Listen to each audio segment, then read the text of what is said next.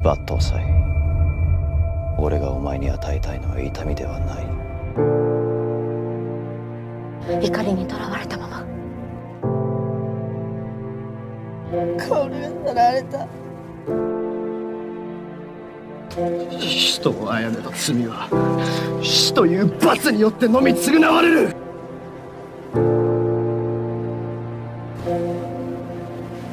これで終わりにしてくれ。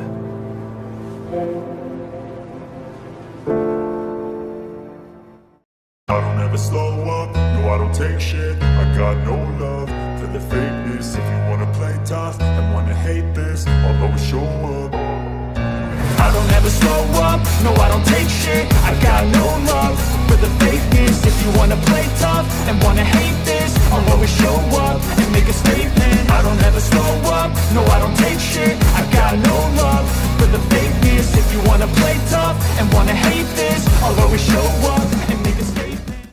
Kemudian, 3 orang dari Rokunin Nakama, yaitu julukan bagi 5 anak buah terkuat Enishi, mulai melakukan penyerangan.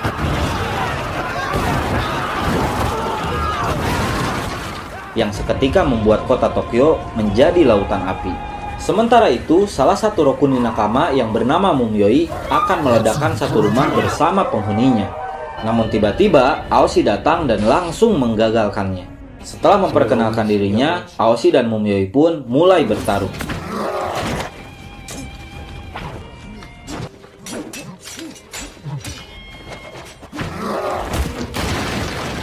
Tak lama kemudian, Misao datang dan langsung membantu Aoshi. Mumyoi yang merasa tak punya urusan dengan mereka berdua, memilih pergi meninggalkan tempat itu.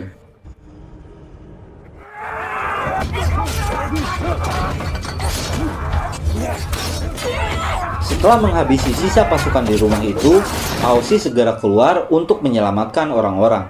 Namun sayangnya, sebuah ledakan terjadi dan membuatnya tertimpa oleh reruntuhan bangunan. Misao yang melihat itu pun segera menolongnya. Di waktu yang sama, Kenshin akhirnya bertemu dengan Kujiranami, seorang mantan samurai yang punya dendam pribadi pada Kenshin, yang sudah memotong tangannya di saat perang era Bakumatsu. Itulah sebabnya ia bergabung dengan Enishi dan menjadi Rokunin Nakamanya. Setelah itu, Kujiranami langsung menyerang Kenshin menggunakan Gatling gun-nya.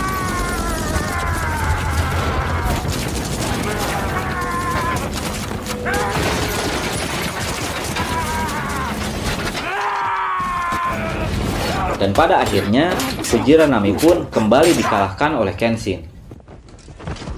Sebelum pergi, Kujiranami meminta pada Kenshin untuk segera membunuhnya, karena dengan cara itu, ia akan kembali mendapatkan kehormatan samurainya yang sudah lama hilang akibat Kenshin memotong tangannya. Namun, Kenshin yang sudah bersumpah untuk tidak membunuh lagi, tak bisa mengabulkan permintaan itu. Setelah meminta maaf, Kenshin pun pergi meninggalkan tempat itu. Di tempat lain, sambil membawa kantung berisi mayat, Enishi akhirnya tiba di dojo Kamiya. Sano yang menyadari bahwa pria itu adalah Enishi langsung menantang dan menyerangnya.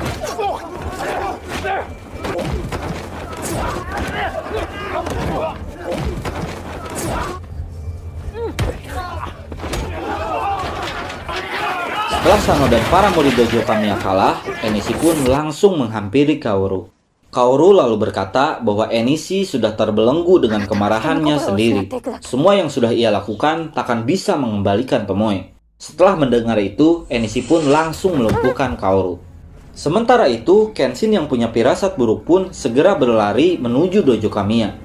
Sesampainya di sana, Kenshin terkejut melihat keadaan dojo yang sudah sangat berantakan. Ketika melihat Sano terkapar, Kenshin segera berlari menghampirinya. Yahiko yang masih selamat lalu memberitahu Kenshin bahwa Enishi telah membawa Kaoru. Setelah itu, Kenshin yang melihat kantung mayat di halaman dojo langsung membukanya. Dan ternyata kantung mayat itu berisi mayat Cho yang sudah dikalahkan oleh Enishi. Kemudian, Kenshin menemukan sebuah pesan yang menunjukkan letak markas Enishi. Keesokan harinya, setelah merenungi perjalanan hidupnya, Kenshin pun segera pergi menuju markas Enishi. Namun sebelum pergi, Kenshin meminta Yahiko untuk menjaga dan merawat Sano.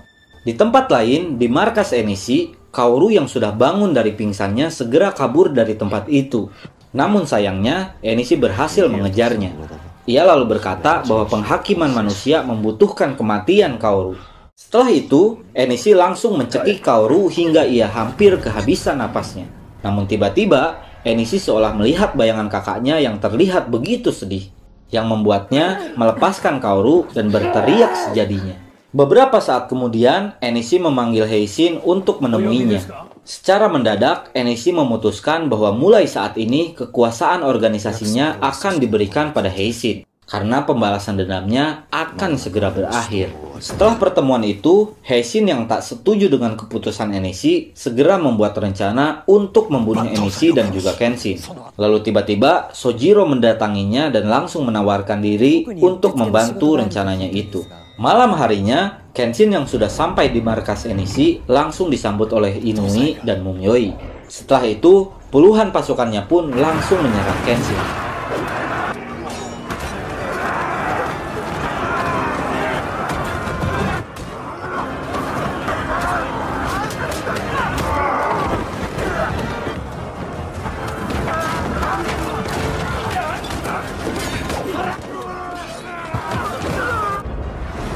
Setelah semua pasukannya kalah, Inui dan Mumyoi pun langsung menyerang Kenshin.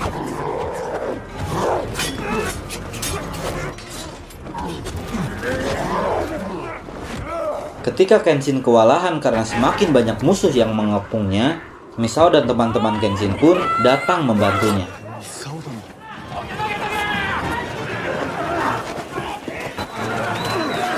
Setelah semua bantuan itu datang, Kenshin pun segera pergi meninggalkan tempat itu. Setelah Kenshin pergi, pertarungan antara Misao dan Mumyoi pun dimulai.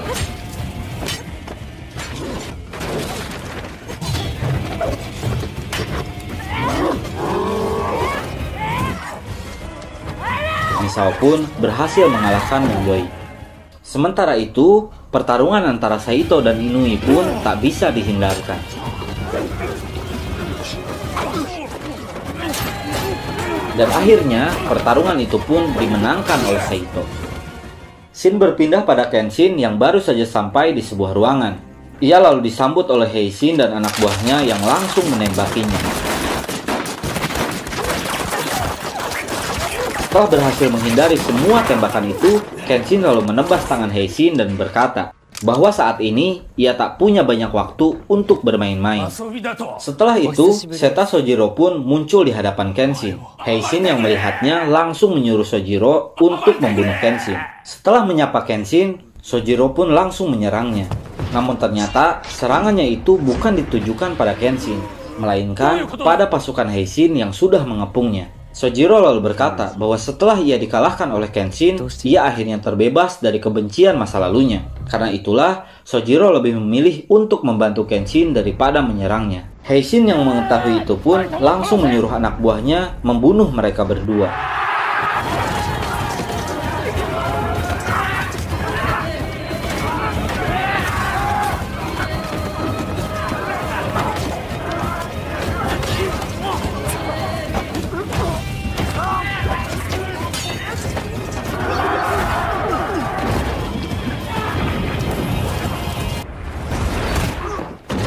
Setelah pasukan pertama berhasil dikalahkan, muncullah pasukan kedua yang langsung mengepung mereka.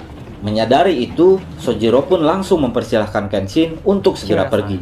Setelah berterima kasih, Kenshin pun pergi meninggalkan Sojiro. Kenshin akhirnya sampai di tempat Enishi. Setelah menanyakan tentang keberadaan Kaoru, Kenshin menyuruh Enishi untuk tidak melibatkan orang lain, karena hanya Kenshin-lah orang yang menjadi musuh Enishi. Enishi lalu menjawab, musuhnya bukan hanya Kenshin saja. Siapapun yang dekat dengan Kenshin, siapapun yang mengenal Kenshin, semua orang itu ia anggap sebagai musuhnya. Kemudian, Enishi pun mengambil pedangnya dan bersiap untuk menyerang Kenshin. Lalu setelah itu, pertarungan antara Kenshin dan Enishi pun dimulai.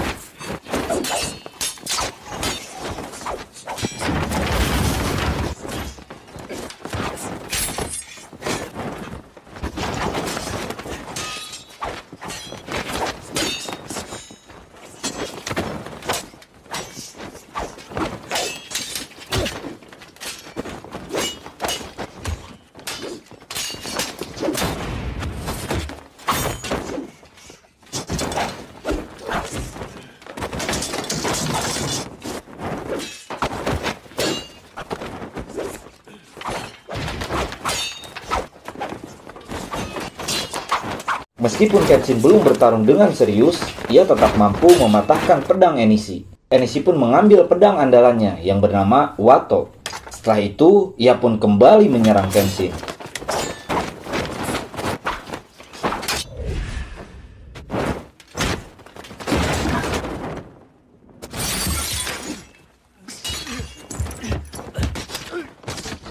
Dan pada akhirnya, Kenshin pun terlempar dari ruangan itu. Enishi lalu bertanya, "Apa lukamu sama menyakitkannya dengan luka yang diderita oleh kakakku?" Dan setelah itu, ia pun kembali menyerang Kenshin.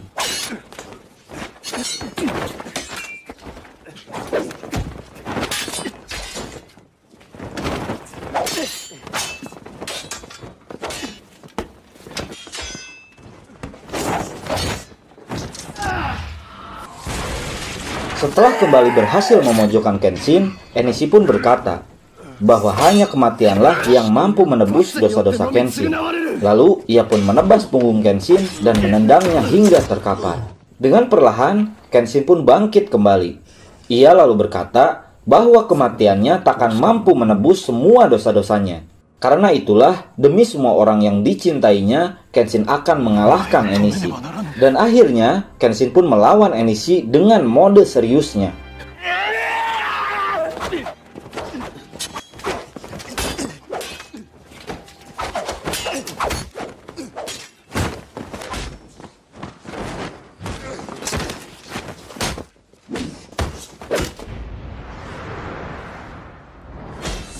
Kenshin pun mengakhiri pertarungan itu dengan mengeluarkan jurus pamungkasnya. Setelah kalah dari Kenshin, Enishi mengambil sebuah pisau dan langsung berlari untuk menusuknya. Setelah berhasil, Enishi pun merasa heran karena Kenshin sama sekali tidak menghindari serangan itu. Kenshin yang sudah tertusuk pun memegang tangan Enishi lalu meminta maaf padanya. Namun tiba-tiba, Heishin datang dan langsung menembak Kenshin. Ketika Heishin juga akan menembak Enishi, Kaoru datang dan langsung mencegahnya. Heishin yang marah pun langsung mengarahkan tembakannya itu pada Kaoru. Namun untungnya, Enishi segera menghalangi dan membiarkan Heishin menembaknya. Setelah itu, Enishi pun mencekik Heishin dan langsung memukulinya. Ketika Heishin hampir mati, Kenshin segera menghentikan Enishi. Ia lalu berterima kasih pada Enishi karena sudah menyelamatkan Kaoru. Kemudian, Enishi pun menundukkan kepalanya dan menangis sejadinya. Beberapa hari kemudian, Enishi yang sudah berada di dalam penjara menerima sebuah paket dari Kaoru. Paket itu berisi sebuah buku harian Tomoe yang selama ini ia simpan. Dari buku itulah, Enishi akhirnya tahu bahwa kakaknya begitu tulus mencintai Kenshin. Ia bahkan rela mengorbankan dirinya agar Kenshin bisa terus hidup. Karena Tomoe yakin Kenshin akan melindungi lebih banyak nyawa daripada yang sudah ia bunuh. Setelah mengetahui semua itu, Enishi pun menangisi semua kesalahpahamannya. Di akhir film, setelah Kenshin mengucapkan selamat tinggal pada Tomoe, ia lalu mengulurkan tangannya pada Kaoru, yang menandakan bahwa mulai hari itu, Kenshin dan Kaoru akan memulai kehidupan mereka yang baru.